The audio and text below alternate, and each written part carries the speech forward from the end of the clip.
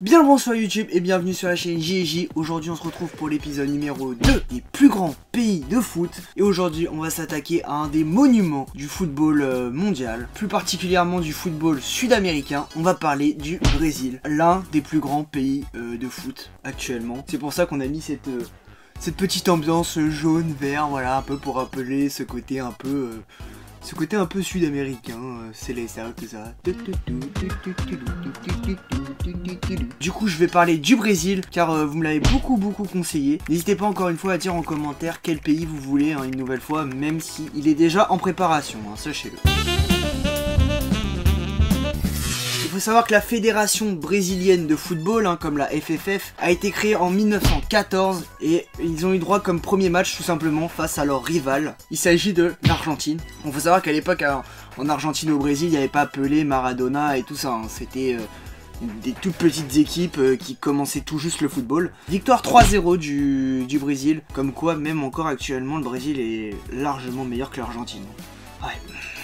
Maintenant on va parler de leur palmarès, car oui, ils ont un palmarès plus long que mes deux bras hein, réunis, hein. C'est un truc de malade. Ils ont gagné au total 5 Coupes du Monde. Ils l'ont gagné en 58, en 62, en 70, en 94 et en 2002. Voilà. 5 Coupes du Monde les gars.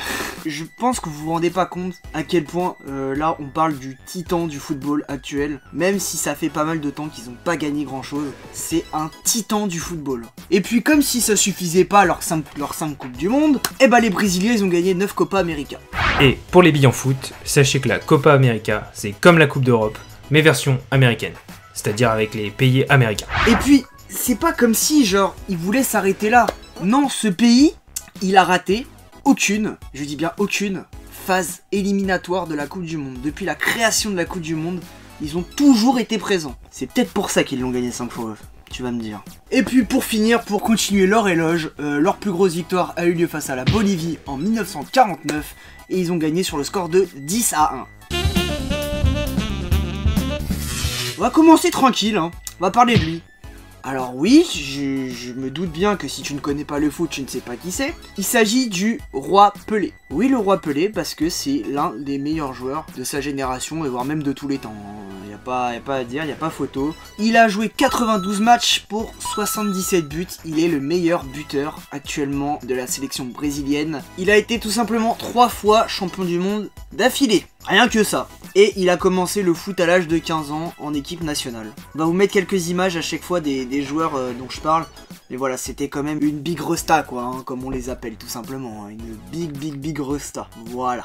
Maintenant on va parler d'une deuxième légende. On va parler de Ronaldo. Non, on va pas parler de Cristiano Ronaldo vu qu'il est portugais. On va parler de Ronaldo, celui-là là. Il a été tout simplement meilleur buteur de la Coupe du Monde en 2002 avec 8 buts, sachant qu'il revenait de blessure, hein, si jamais. Et il est aussi également second meilleur buteur de l'histoire de la Coupe du Monde avec 15 buts, juste derrière Miroslav Klose.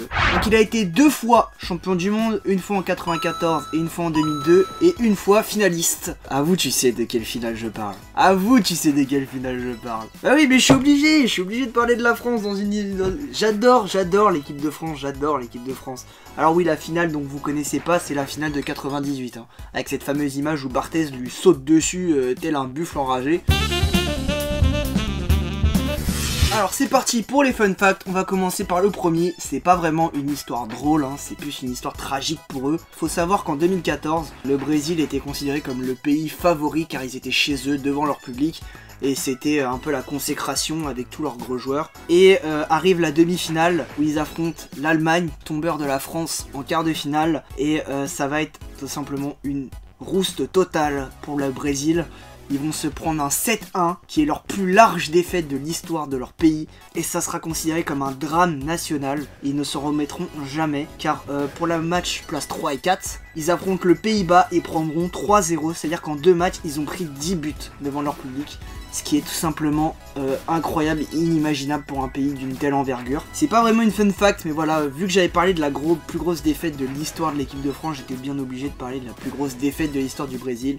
Elle a eu lieu face à l'Allemagne, voilà. Désolé à tous les supporters du Brésil, nous aussi on a vécu des moments compliqués. Force à vous. Du coup maintenant on va parler de la coupe de cheveux de Ronaldo. Alors oui, la coupe de cheveux de Ronaldo en 2002 pour la Coupe du Monde, ça ressemble à ça, hein. Voilà.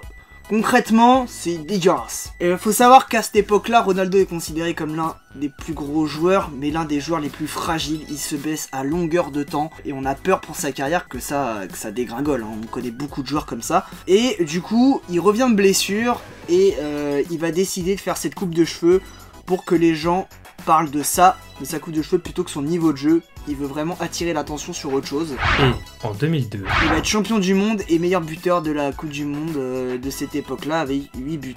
Merci la coupe de merde. Merci coupe de merde. On va continuer sur Ronaldo.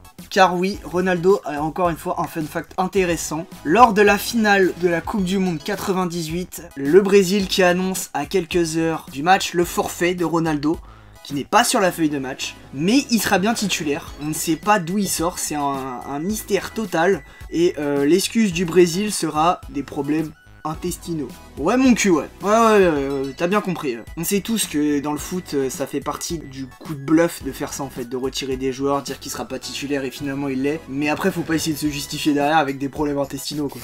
Et comme pour l'équipe de France on avait parlé du CSC, là on va parler du tout premier CSC de l'histoire du Brésil en Coupe du Monde. C'était en 2014. Le Brésil affronte la Croatie et Marcelo, grand défenseur du Real de Madrid, défenseur gauche, va tromper son gardien Julio César et devenir officiellement le tout premier Brésilien à marquer contre son camp en Coupe du Monde.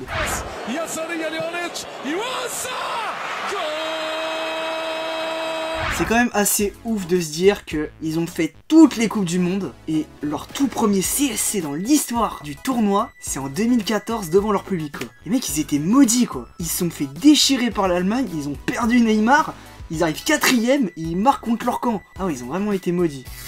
Voilà, j'espère que cette petite vidéo t'a plu. N'hésite pas à me dire en commentaire si tu veux un 3e épisode sur quel pays. Et sur ce, je vous laisse avec le mot de la fin et on va le faire en portugais. Cordialamente.